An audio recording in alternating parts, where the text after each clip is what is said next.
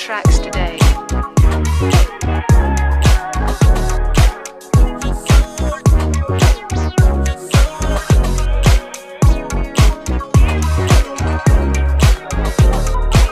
Purchase your tracks today.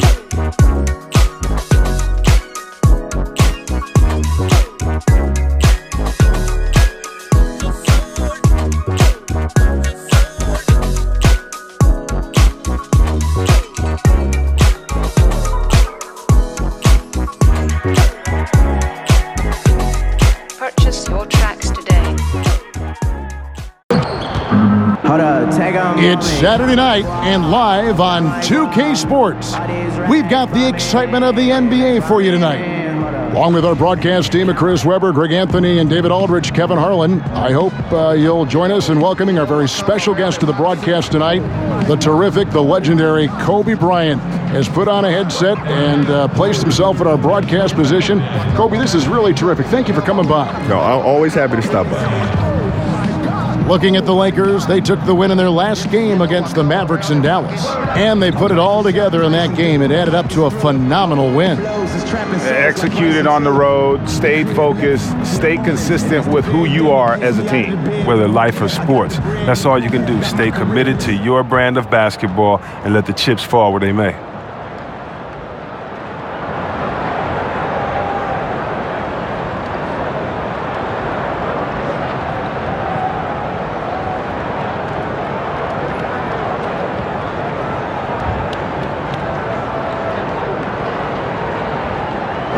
After 20 years in the NBA, Kobe, you were able to play with so many people. Who is most like you among guys you played with, who you would have said, this guy is like-minded? Like would Derek Fisher fit that category? Yeah, D-Fish was tough. Yeah. D-Fish was tough.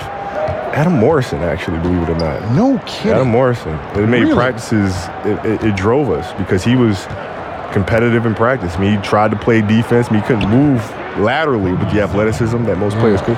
But he was competing hard every single day, man, and he had a lot of competitiveness You like fire in that? him. Oh yeah, my whole team was built like that. We had a lot of guys that were temperamental, a lot of temperamental guys that you look at and say, you know what, you're not going to win a championship with that group. And we sit back and we laugh to this day. Like Shannon Brown and I will get together and we'll talk about the old days. Yeah.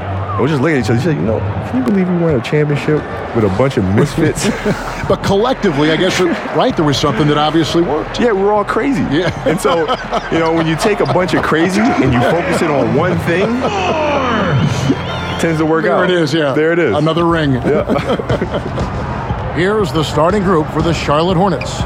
Walker and Monk are the guard tandem. Cody Zeller out there with Markieff Morris, and it's Bridges in at the 3. Moore with the block. Now the Lakers on the break. James with the ball. That's in, coming off the assist from Thompson. LeBron's got his first points of the night. James is unreal in fast break situations, impossible to contain when he's off and running. First 1:30 gone here in the first quarter. 6 on the shot clock. Tipped away.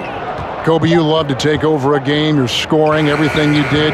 Who are the players you faced, though, who held their own against you defensively, that were always something maybe that you really enjoyed playing because you knew they were so good defensively?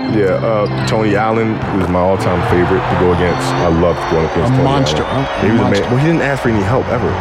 It wasn't like, I'm going to send Kobe down here and come for the trap. He wasn't asking for help. He's like, no, me and you. No matter how many times I hit him, no matter how many times I scored him, he was still there every single time. And I loved competing against him. Raja Bell as well. I loved competing against Raja. Yeah, there were some battles with you and him when you played with Phoenix. Yeah, because there was no back down with him, right? None. Eric Snow, Bruce Bowen, I liked a lot. He played the game differently. He tried to frustrate you and everything. So I was fortunate enough to go up against some really top defenders. Kawhi, I didn't get a chance to see much because it was later in my career. That'd have been a good matchup. I would have loved it. Now, here's Monk, coming off a solid outing against Phoenix. Floats it up for James. Up high to stuff the alley-oop. You love seeing James soar like an eagle. He's exceptional at rising up quickly for the alley-oop. And that Unleash Chaos replay presented by Under Armour. Cover Havoc, giving us a chance to relive that exciting play. And here again, Los Angeles in transition. Up the court they go. A pretty simple solution to ending this run. It would just be getting back and actually playing some defense. So Charlotte calls timeout. They're first. And this is the first season matchup for them against the Lakers team. Yeah, interconference matchup. Two teams that'll see each other only twice on the schedule. And that makes it interesting. They don't know each other all that well, so we should see a lot of in-game adjustments. Now we get a chance to check out the standings out east. Already we are in December. Taking a look at Toronto, they've got the #1 record in the conference, and because of it, each night out, their competition is going to bring it right at. And, of course, Charlotte, 7.5 games behind. And checking out Charlotte, they had the kind of hot and cold start that we've kind of come to expect. Nothing that would indicate they're in for any kind of a breakout season. They do look like they're the same kind of team they were last year. Good, but not special. From deep, Walker.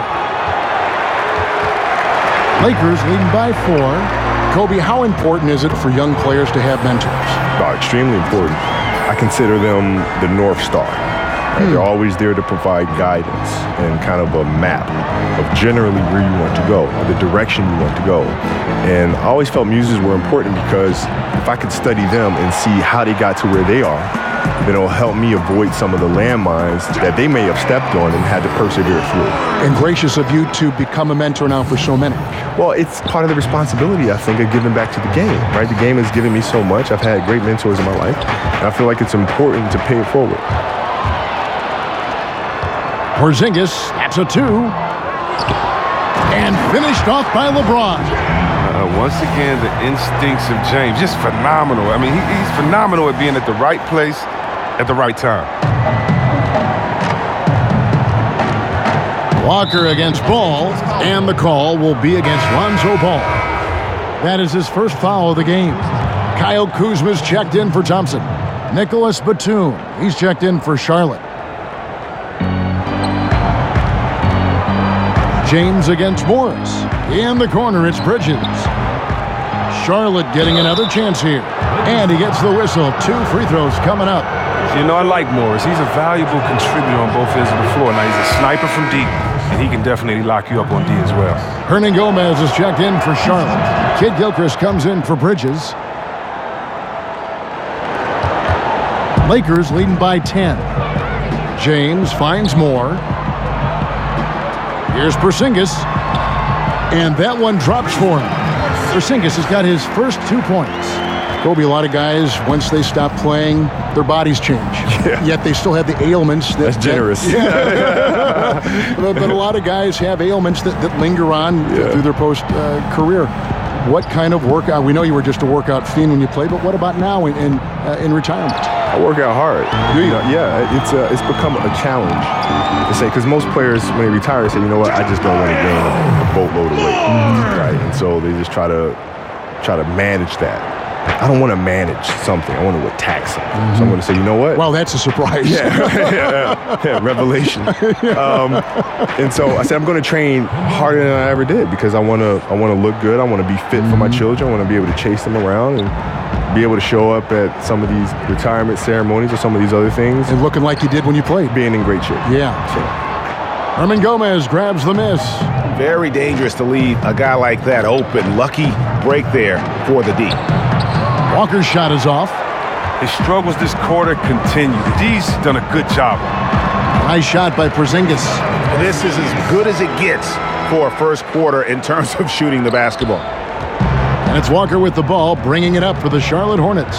It's a 14-point game.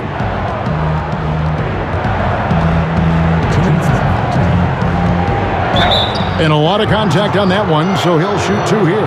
That's on LeBron James. You can't tell me Walker is not one of the most fearless penetrators in the league. The D sometimes has no chance but to foul him hard. Brandon Ingram, he's checked in for the Lakers. And a switcher also for Charlotte. Kaminsky's checked in. That's also good, so he hits both free throws. And as the focal point offensively, reading the defense, so critical to have that split-second reaction and trying to figure out where their defense is going in such a short time frame. It's amazing. Well, that's part of the magic trick because it's already figured out, right, through film. So when I watch a game, I know what their coverages are, right? So I know you could figure out what, and because there's so many coverages. I mean, let's face it. But you know, they all kind of do the same thing. Right, so when you watch the game, you know, if I'm preparing for the Bulls or preparing for whoever, I can look and see what their defensive packages are because they can't just throw something new in there, right? Because they've been doing this defense since training camp, right? So you're generally going to see the same rotations. So now I can put guys on the floor and set up the pieces to take advantage of that rotation. Too many inches being given up in that matchup. I mean, he's got no chance of putting a stop to that layup. Here's Porzingis, and again it's the Lakers. Impressive, really, from that short 17 area. They are not missing many. Hornets trail by 14. Outside, Walker. He kicks it to Kaminsky. No good from outside. They've been beating them to a lot of those loose balls and rebounds here to start. Sinks it, and the shot from Porzingis. Wow, 10 straight points from mid-range. Charlotte's gone a meager 1 of 6 from three-point land since we got started tonight. Pass to Batum. Los Angeles foul. It's his first trip to the line. First one falls for him. Well, so far, if you look at the... And Kobe, you've made no apologies throughout your career about being a scorer, but how do you strike that balance between getting buckets and keeping your teammates involved? Well, it's a thin line, especially for scorers. You know,